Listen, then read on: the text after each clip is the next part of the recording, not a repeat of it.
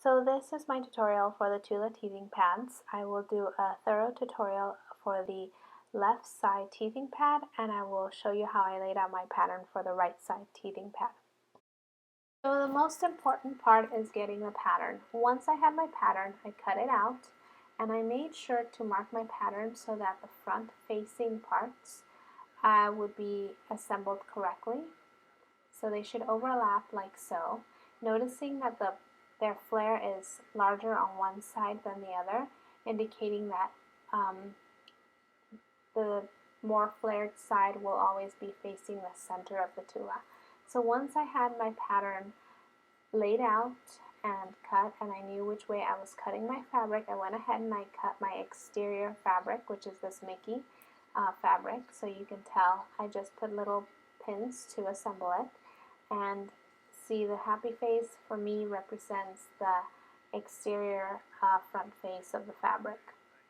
And you can notice that the flare is wider on one side, which is where I put that little arrow. So once it's folded over, all the fabric should be facing each other. So once that's done, notice that the flare is on the left side of the fabric. See, I pinned it, and see that large flare right there? That flare? That indicates that I am doing it for the left side teething pad. So this is my inside lining, and it is the opposite of the outside fabric. So in the outside fabric, I had the happy face facing up, and this time when I cut the fabric, I'm going to do the opposite side. So the flare is going to be on the right side rather than on the left side. So when I line up my parts, my pattern should be like that with my inside lining. So when I fold it over, the happy faces will be facing outwards rather than facing forward, as in the exterior fabrics. I hope that makes sense, but just know that the pattern is cut the opposite for the inside lining. And so when you assemble it together, the fabrics are pinned, and instead of the flare being on the left side of the fabric, see, instead of the flare being there, the flare is on this side, with the right sides facing each other with the fabrics. So just know that the way that the direction of your pattern will be is going to be the opposite for your inside lining, so that when you sew it together, like I'm showing you now, you will put both right sides of the fabric facing, and that will allow for the peaks to match up. So the wider peaks will be together. Now for the padding that goes inside, it doesn't really matter which way you cut the pattern, just because they're so versatile and you can just flip them the right way. And so you just have to make sure that when you stitch it to one side, it matches up with the wider peak. See, the wider peak they're going to match up. So I could potentially sew this padding to the exterior fabric or the interior fabric, just happen to be to the exterior fabric, but you could do it either way, so it doesn't really matter which way you cut pattern wise.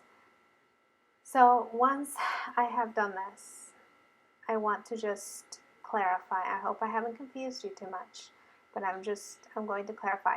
The exterior fabric was cut with the happy face facing up, and the interior fabric was cut out in the opposite direction with the happy faces facing down.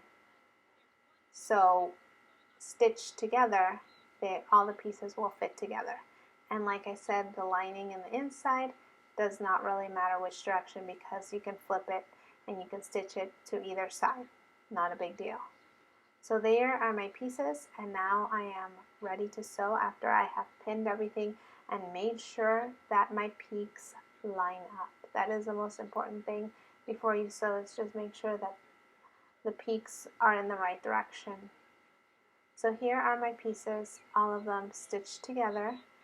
I have the Velcro piece on the left side, the right side of the exterior fabric, and I will place it also on the right side of my interior fabric, so that when they overlap they will close. So just make sure you see the orientation of my fabric.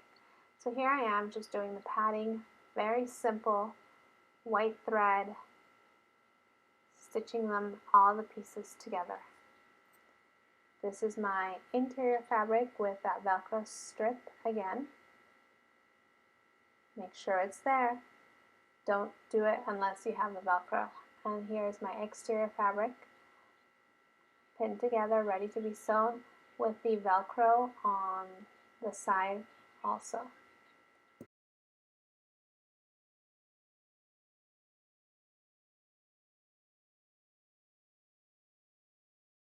So here are my pieces all assembled. The Velcro has been just straight stitched across. The insides have been stitched.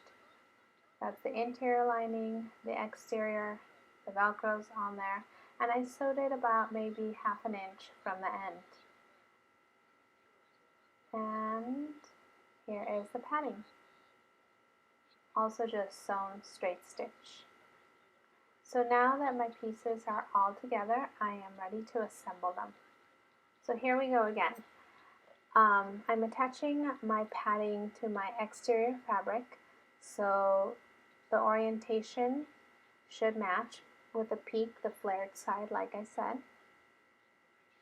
So you can see that both my flares will meet up. So there is nothing wrong. And then I'm going to put the right sides facing of the exterior and the interior fabric, and the Velcros will be on opposite sides. See, the Velcro on the interior is going to be on the right side, and on the Mickey Mouse it's going to be on the other side. So it'll make sense when I put it all together. Just make sure that all the peaks match up together. So once that's done, I'm just going to sew all around, leaving a small opening so I can turn it inside out. So I've sewn all around the pieces together, and I left a small opening in the top so I can turn it inside out. And I decided to not do any stitches around the edges to prevent fraying. Instead, I'm using these scissors, shearing scissors I think is what they're called, and they have little points, and I'm just going to go around and I'm going to clip all the ends. Once I did that, you can see all my ends are all little triangles. I'm ready to flip this inside out and just to see how the final product is going to be. So here it is. I have turned it inside out. There is a small opening on the top, but you can see that when my Velcro overlaps, it will close perfectly. And you can see the flare side. So this will go on the Tula on the left side, because the center peak, which is the largest flare, is going to be facing the center of the Tula. So there it is. I've sewed it. Now I have to do a top stitch all around, and here I've already gone ahead and done the top stitch. I did it as close to the edge as possible, and I sealed the top, and this is what the inside looks like with the Velcro. And you could also reverse it too. So if you're using contrasting fabrics, I could potentially also just use it on the right side with that fabric facing out. So it's very versatile.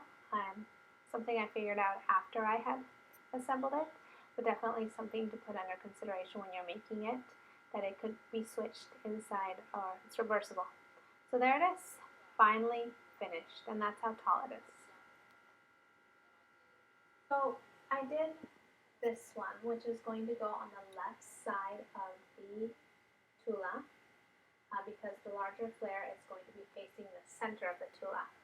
So now that I've done that, I'm ready to cut out the pattern for the right side of the Tula. So you can see how I cut my fabric for this left side of the Tula and how my peaks are going. So now that I'm going to cut the opposite side, I'm going to go ahead and cut the other pieces in the opposite direction. So for the right side of the teething pad, I'm going to cut my exterior fabric the opposite direction now. So it's going to be the opposite. So in the first one, I had cut my fabric with my pattern with a happy face facing up, and now I am going to cut my exterior fabric with the pattern with a happy face facing down, making sure that the larger flare is now facing in the opposite direction. So that applies the same to my interior lining. I had previously cut it with the happy faces facing down, but now it's going to be the opposite.